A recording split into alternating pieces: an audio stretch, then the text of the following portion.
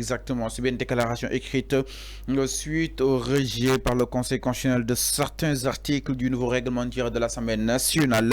Il affirme que c'est la deuxième fois que le Conseil constitutionnel censure des initiatives de PASTEF et précise que les deux censures intervenues concernaient des initiatives législatives visant à poursuivre les auteurs de crimes contre des manifestants avec la loi d'interprétative ainsi que l'audition des magistrats dans le cadre du contrôle constitutionnel de l'action gouvernementale.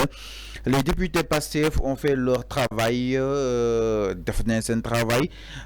si 8 mois d'existence, l'Assemblée nationale a voté presque une quinzaine de lois. Les députés ont fait leur travail depuis 8 mois, mais la constitution actuelle du pays donne le dernier mot au Conseil constitutionnel et ses décisions s'imposent à tous les pouvoirs publics, a-t-il rappelé. Le parlementaire Amadou Ba a affirmé encore une fois que le PASTEF démontre son attachement à l'état de droit en proposant des textes qui bien se sont censurés reflètent justement ses engagements. En tout cas, si l'état actuel de la constitution, nous ne pouvons pas aller au-delà du goulet ñuy daal di li nga xam ne que moo di rejeté li nga xam ni itam da nga ko fay daal di yóbbu ñoom jàpp ne nag mun ñoo dem lu weesu fii ñu daal di nekk ni jamono ji parce que tout le temps saa su ñëwee le conseil constitutionnel du si daal di dara ni benn yoon. Alors Amadou Ba mu si ànd ak ñàkkare avec justement toute incertitude par rapport à ces diggante ak li nga xam ne moo di justement le conseil constitutionnel. Alors naka daal di jàngate justement cette réaction de Amadou Ba jàpp na ni nag mun ñoo dem au-delà par rapport à tout le temps si décision yi nga xam ni itam le conseil constitutionnel di leen si daal di défavorable concrètement. Oui, xam nga ñoom waxoon naa la ko fii démb ils sont en bras de fer entre la justice et le parlement. magistrat yi dañoo yaakaar ni que député yi dañ leen bëgg donc défier woo leen ci à travers une guerre un combat. boo leen xoolee Amadou Ba lu mu wax démb déglu naa ko ci autour du consensus de l'article 56 su ma juumulee. Il dit l'article 56 est composé d'une dizaine d'alinéas. Donc l'alinéa 2 parle d'un cas de refus de déférer à une convocation d'une commission d'enquête. C'est les députés qui parlent. L'objet, autant pour moi, l'objet donc de cet alinéa est de renforcer les pouvoirs des missions d'enquête parlementaire. Là, on a introduit donc une obligation de déférer aux convocations.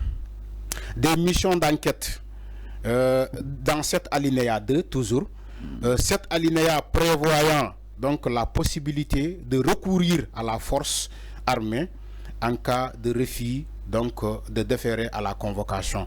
Lu mu bëgg a wax foofu Ayib Daffé qui est le président du groupe parlementaire moom dafa ñëwaat pour confronter ce que a dit le député Amadou Ba parce que le problème yëpp pour sénégalais xam ko entre le conseil constitutionnel et les députés c'est l'article 56 parce que ci article 56 boobu tout est dit dans cet article. Ils ont même parlé de l'alinéa 2. L'alinéa 2, l'article 56, toute personne qui refuse de déférer à la convocation, nous députés, ni que si on convoque une personne et qu'il refuse de déférer à la convocation, et qu'on utilise la voie armée pour nous donner par force, s'il décide de contester donc, à la convocation, même que ça soit magistrat ou pas. Mais damay lire Amadou Ba parce que Ayib Daffé la lire ni sank Amadou Ba ci écrit am dafa né le conseil constitutionnel n'a pas rejeté tout l'article 56. Ils ont décidé donc de conserver dafa am alinéa bu mu conserver mais ba paré ci alinéa bi il dit le conseil constitutionnel a maintenu l'alinéa 5 voilà li moma intéressé. Il dit le conseil constitutionnel a maintenu l'alinéa 5 toujours de l'article 56, tout en y ajoutant, il dit c'est le conseil constitutionnel, il maintient d'abord l'alinéa 5, mais il ajoute dans l'alinéa 5, tout en y ajoutant des conditions strictes. Ce que nous députés nous jugerons comme une protection excessive des magistrats.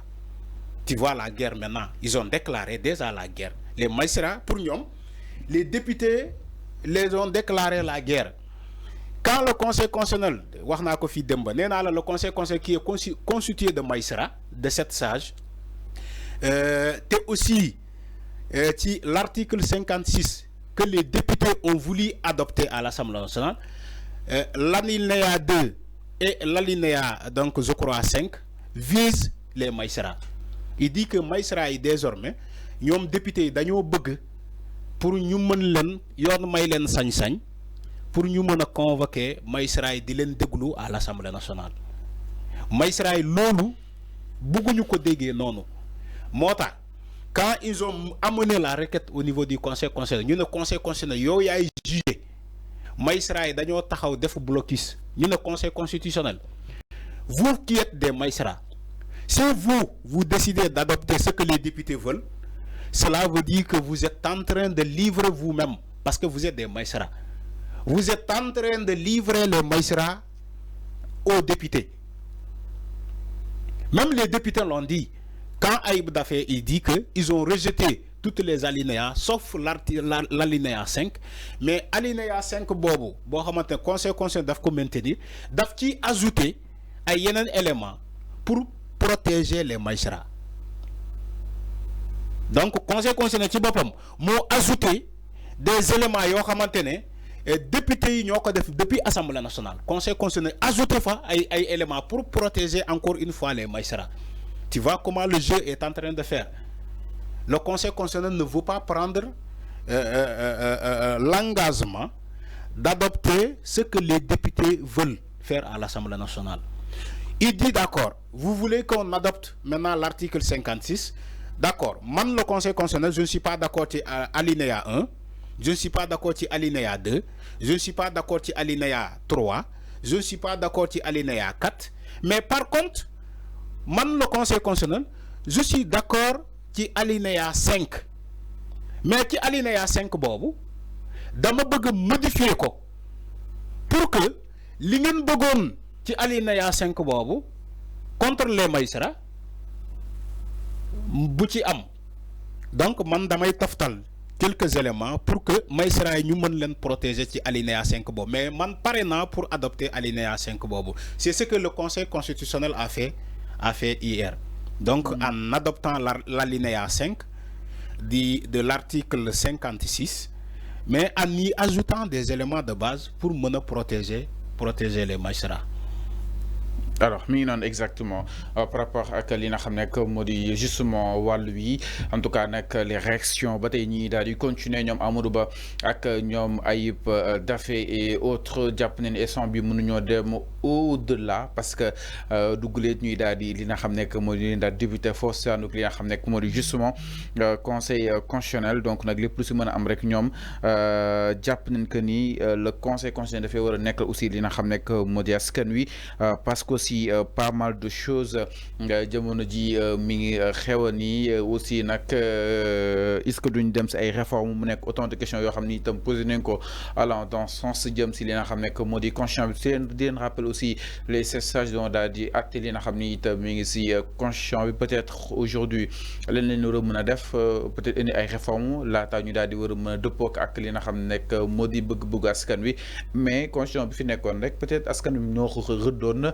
ñuy xaar peut-être ak évolution de la vie fi di évoluer xool ma xam dina amaat yi nga xam nekk moo di yéen coppite waaye pour le moment les magistrats jëm si constitution bi nga xam ni itam mi ngi fi député mënuñu leen woolu di leen déglu si quoi que ce soit jëm si dossier yi nga xam ni itam déjà attewo nañ ko wala kon des dossiers en gestation. Du côté de la régie, je vous rappelle que vous êtes dans votre émission Le Truc du Matinal. Merci beaucoup de liker, partager, parvenir le live pour